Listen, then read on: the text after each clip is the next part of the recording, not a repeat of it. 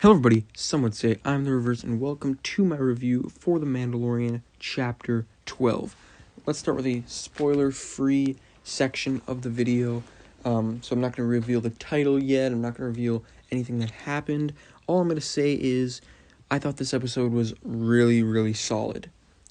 I don't know where it ranks within my episode ranking of not only this season, but the entire series. I think it's definitely better than Chapter 10, which isn't to say that Chapter 10 is bad, because I do really like Chapter 10. It's just that this one was better, and I think that Chapter 9 was better than this one. The only one that I'm kind of iffy about is last week's episode. I can't decide if I like that or this one more, and it's just a matter of the fact that this episode is so new. I might be biased toward it. Right now, I do prefer it over last week's, but that's probably just due to, again, this episode being newer, and I've only seen it once, so, yeah. But maybe that won't change. Maybe in the long run, I might prefer this episode more. Well, I'll just have to wait and see, because, I enjoyed both episodes, and I think they both have their pros and their cons, and yeah. So let's start with spoilers now, because I don't really have anything else to talk about. Let's start with the title. This was leaked a few days ago. I didn't know if it was true or not, but it's pretty much confirmed by the fact that, well, this is the title that the episode actually has, and that's Chapter 12, The Siege, which I think is a pretty good title. It's pretty vague, and it doesn't tell us much at all. So yeah. So the episode starts off right where we left off. We're going to Corvus, but Mando decides, you know what, our ship is in terrible shape. We need to go and get it repaired. We need to go meet with some old friends on Navarro, and he heads to Navarro to meet up with Cara and Greef. We got a really entertaining opening shot of this episode. Really, really hilarious. When the child he's in a little compartment fixing some wires, and Mando's telling him, take the red wire and put it where the blue one goes in the board. Or he says, take the red and put it in the blue, take the blue, put it in the red. But don't make sure they don't touch, because they're oppositely charged. And of course, Baby Yoda takes them, sticks them together, and shocks the hell out of himself, which I thought was hilarious. And there's smoke everywhere, and Mando asks, "Are you okay?" And the child just coughs, and that was a really funny moment. I think it's pretty astounding that this show manages to make the child cute and adorable in unique ways every single week. They aren't reusing the same gag over and over again. They're doing new things with him every week, and it's just as cute as the last, and I think that's pretty cool. If they did the same gag over and over again, it would obviously get really, really old really quick. They land on Navarro, and their ship is in rough shape. It's kind of tilting everywhere. It's shaking. It doesn't sound good. It doesn't look good. It is pretty rough. And the ramp comes down, and it stops halfway, and Mando has to jump off of it. It's just, it's screwed. And then Greef has some of his mechanics fix it. And then, we get to catch up with Cara and Greef. Cara is the marshal of this town, of Navarro City. I don't know if it has an official name, but on Wikipedia it's called Navarro City, so I don't know. But yeah, she's the marshal of the town. We got a little bit of an action sequence with her at the beginning of the episode. It was cool. She was like, she killed a few, gangsters in the Mandalorian covert. So yeah, pretty cool choreography there. So that was a cool scene, and so she's the marshal, and her and Greef have cleaned up this town. There's a bunch of people here, And the cantina is actually a school now, which I thought was really cool. There's a statue of IG-11 in the background, which I noticed, which I thought was really cool because obviously IG-11 sacrificed himself. So there's a little bit of a celebratory statue there. I thought that was awesome. So yeah. Basically, they drop the child off at this school, where they are teaching, like, the hyperspace routes and stuff. I think that is really cool. I think that it's cool that they're showing the kind of stuff you'd learn if you were in the Star Wars universe. You're learning about the galaxy. It's like we learn about the history of the Earth and the human race and stuff in school. They're learning the history of the galaxy and all that different stuff, and probably like the economy of Star Wars and stuff. And I just think that's really cool. One of the best things about the show is the world building, so I thought that was really cool. And the protocol droid is the teacher. So yeah. So that I think it was Grief who sets Baby Yoda down in one of the chairs, and he looks over, and there's another student who has like this thing of cookies or something, I don't know, and Baby Yoda puts his hand out asking for one, and the kid says no, and then when the kid looks away, he uses the Force to take the whole thing, which I thought was hilarious. And yeah. So Grief and Kara actually need help with a mission of theirs. So basically, there are still Imperials on Navarro. There's an Imperial base out past the lava flats or whatever, and that's where all the Imperials came from last season. And so yeah, I think that was pretty cool. They went out there with the Mythrol, who was working for Grief, paying off debt or whatever. So yeah, he's back in this episode, which I mean, I didn't really necessarily like his character in season 1, in episode 1 of season 1. He was kind of annoying. I think he was better in this episode, and it wasn't as jarring. So yeah. What else? So they go out in this Mythrol speeder. They go to the Imperial base, and the elevator's not working. So Mando flies up to the top on the landing platform, and the Mythrol uses a little machine of his to open up the thingy, to open up the elevator, and then a stormtrooper falls off the landing platform. Mando threw him off. That was really funny. Very reminiscent of the moment from the beginning of chapter 10. So yeah, that was cool. And then they go in, and basically what they're trying to do is just overload the reactor so the whole thing blows up. So yeah.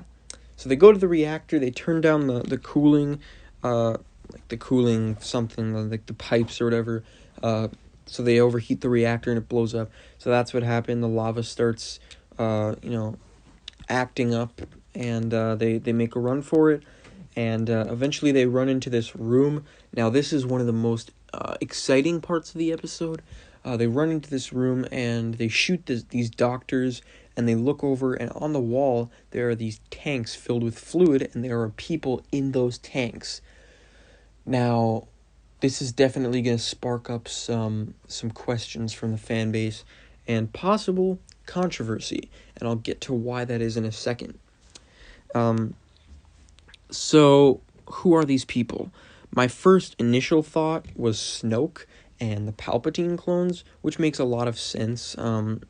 And I think there was even like a very Snoke-esque scar in one of in the forehead of one of those creatures, which made me think it was Snoke. So yeah, it could have been that.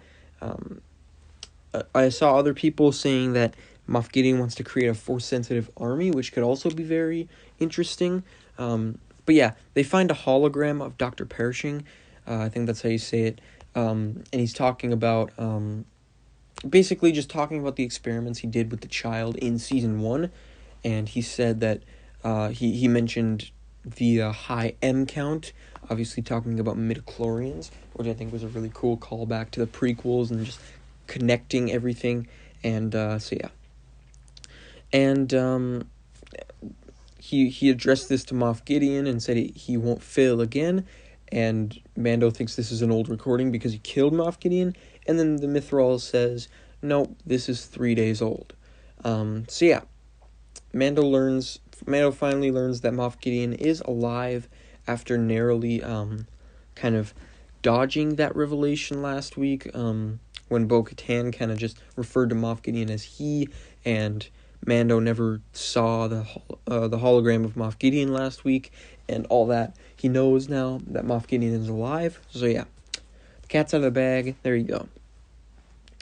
Basically, they fight their way through a few stormtroopers. Mando decides, because of all this cloning, the child Moff Gideon revelations that he just learned, he has to go get the child like right away, because he doesn't want to leave the child alone on Navarro where there is an Imperial presence, obviously. So he flies away, and he flies up through the reactor. I thought that was a really cool moment. He shoots some stormtroopers. He has a cool superhero landing, and we see that shot from the trailer of him jetpacking over the canyon. So yeah, he jetpacks back to the to Navarro City, and we follow Cara and Greef and the Mythrol as they escape from the base. I thought this was a really cool a sequence because, you know, you don't really think about it, but there are not a lot of times in this show where we're not with Mando and the child, or just one of them by themselves. You know, there's only a few scenes from season 1 and the first few episodes of season 2 where we're not following Mando, and those scenes are like either Moff Gideon scenes or you know, just the child by himself. But this whole sequence was Cara, Greef, the Mythrol. There was no Mando, no Baby Yoda, no Moff Gideon, nothing. So I thought that was really interesting, and I think it held up quite well without our main character. Basically, there was just a shootout, and they went into the Imperial troop transport, which had a name. I forgot what it was. It was like Trawler or something. And they make way for the door. The door closes in front of them, so they turn around. Or Cara turns around. She's the one driving. She drives it right off the landing platform, which I thought was awesome. And then a bunch of speeder bikes follow them. A few of them crash on their way down into each other, which I thought was cool. It shows the environmental clutter. Any of you Battlefront 2 fans will know what I'm talking about with environmental clutter. So yeah, I thought that was really cool. And then we have an awesome chase scene. One of the best chase scenes from Star Wars. You know, everybody has nostalgia for the Return of the Jedi chase scenes, but yeah, this one was great. We got some really cool maneuvers, like when Cara kind of crashed into the wall and crushed a speeder bike, and it exploded, and then another one, another guy climbed onto the top of it, and Greef, who was manning the guns, turned around and shot him with the cannon, and he exploded because he was holding a bomb, and yeah, that was really cool. And then yeah, some TIE fighters get launched, and really cool action scene here. They're shooting down at the speeder, and they're shooting all around it. They're really close. And unlike Stormtrooper's terrible aim, this is actually believable because it looks really hard to aim at that tiny little speeder when you're a TIE fighter. So I thought that was a really cool chase scene. Greef shoots one down with his blaster, or not his blaster, his cannon from the speeder. He shoots one down, it crashes into the back of the speeder, and he has to get off the cannon when it blows up. And yeah, they get out of this canyon, and they're just in the flat, in the lava flats, you know, in the plains, and the TIE fighters lock onto him. But right before they can shoot, Mando comes up behind in the Razor Crest, which has been completely like fixed. Which I at first I was like, wow, they fixed that really quickly.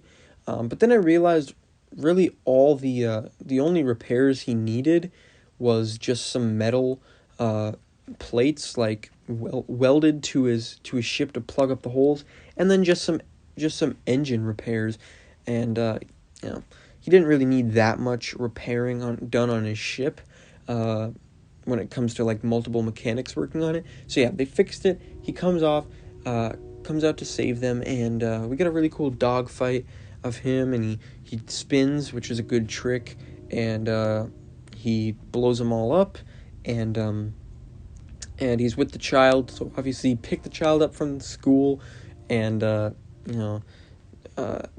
got on the ship together, and Baby Yoda still has the cookies, and he ate them all and threw up, probably a mixture of eating too much and motion sickness, because Mando was flying all over the place. So he threw up all over himself, very much like a baby, and then Mando wiped it off, and he flew away. And that's the end of Mando's Navarro journey. And then we get an aftermath on Navarro. I think it's Trapper Wolf and Carson Teva, I think his name is. We didn't see Trapper Wolf this episode, most likely because obviously he's played by Dave Filoni, and Dave Filoni was probably gearing up to play or to direct the next episode, since his episode is right after this one, next week's. And then Carson Teva, I think his name is, the main pilot from Chapter 10 is interrogating or questioning Grief, asking about everything, asking about the Razor Crest and stuff, and yeah. And then he has an interesting conversation with Cara Dune, which I thought was really, really cool. Obviously, she's an ex-rebel. She lived on Alderaan, and they have an interesting conversation. He says that he served during Alderaan. He asks, "Did you lose anybody?" She says she lost everyone, and he says, "I'm sorry for your loss." And he basically gives her a job offer, and I think this is, I don't know if this is her way out of the show, because obviously, if you guys didn't know, Gina Carano's had some controversy on Twitter and everything. I'm not going to get into it because it's political, and it's just a bunch of different her own personal opinions. Some people are mad at her. I don't care really. I'm not going to get into it. I'm just here to watch some Star Wars, so not going to get into it. But basically, I feel like Disney, this would be a good way to get her out of the show, because Disney would want to kind of get rid of her because of all the controversy. I don't know for sure, or maybe they're just setting this up for the end of the show. This is where she's going to end up after the show concludes. Basically, she's just been offered to join the New Republic, which I think could be very interesting. And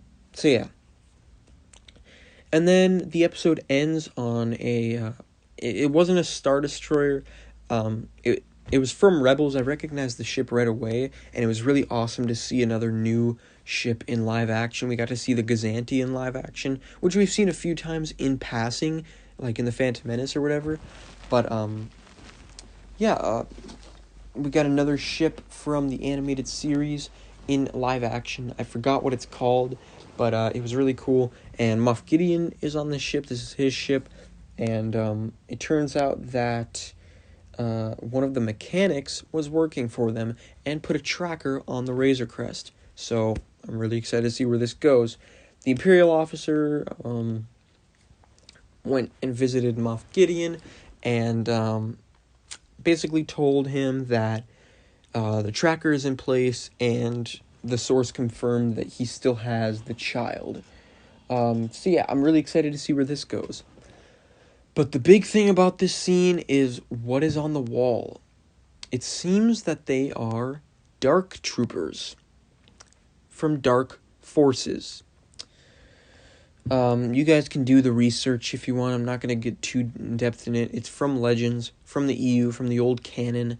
So I'm not going to get too deep into it. If you guys don't know the story behind the Dark Troopers and all that, just look it up, do some research, and refresh your memory if you forgot, or just, learn about it if you don't know what it is, because I'm pretty sure that those are Dark Troopers, and I think that that could be really sick, and I think that this is an awesome callback and an epic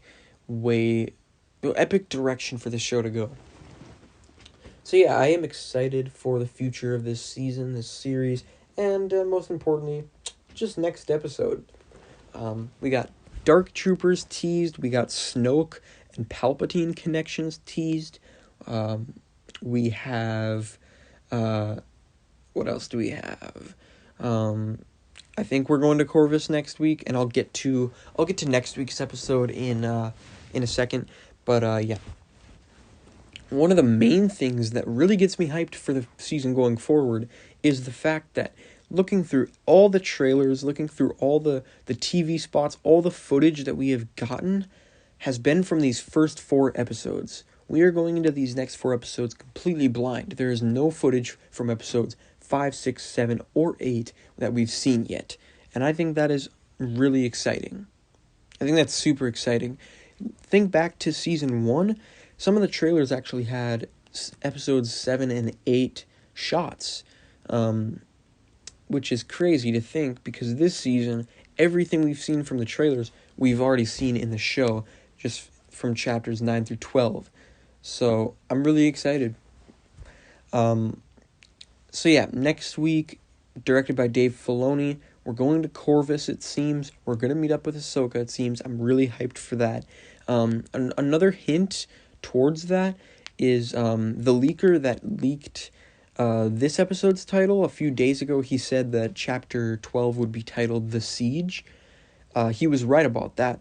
He actually on Twitter, I don't know if it's a he or she, but they on Twitter just tweeted that the leaked title for next week's episode is The Jedi, which gets me really excited, because if that's right, we're going to be seeing Ahsoka. So yeah, I hope you guys enjoyed my review. Don't forget to like, comment, share, and subscribe. Stay tuned for my reviews for the rest of this season. Put down in the comments what you thought about this episode. What theories do you have? Where are all these loose ends going? Do you like the connection to Snoke? I personally really like it. I don't like the sequels really at all. I don't. But I'm really excited that they are connecting The Mandalorian to the sequels, because I think if anybody could fix the sequels, it's Jon Favreau and Dave Filoni. I think they are most well-equipped people to fix what's wrong with the sequels. I mean, you can't fix the sequels unless you decanonize them and reintroduce a new canon, because they're fundamentally broken. That's just my opinion, so don't get mad at me if you like the sequels. But I think that they can add a lot of depth to the storytelling in the sequels. Already in this episode, with the Snoke and the Palpatine connections, I'm like really hyped for that connection, and I don't even like the sequels. So yeah. So where do you think that's going to go? Where do you think the Dark Troopers is going to go? Are those Dark Troopers? What do you think they are? And are you excited for next week? Do you think we'll be seeing Ahsoka next week? Do you think that the Jedi title leak is true? And yeah, tell me in the comments what you thought about this episode. Don't forget to like, comment, share, and subscribe. Hope you guys enjoyed the episode as much as I did. See ya.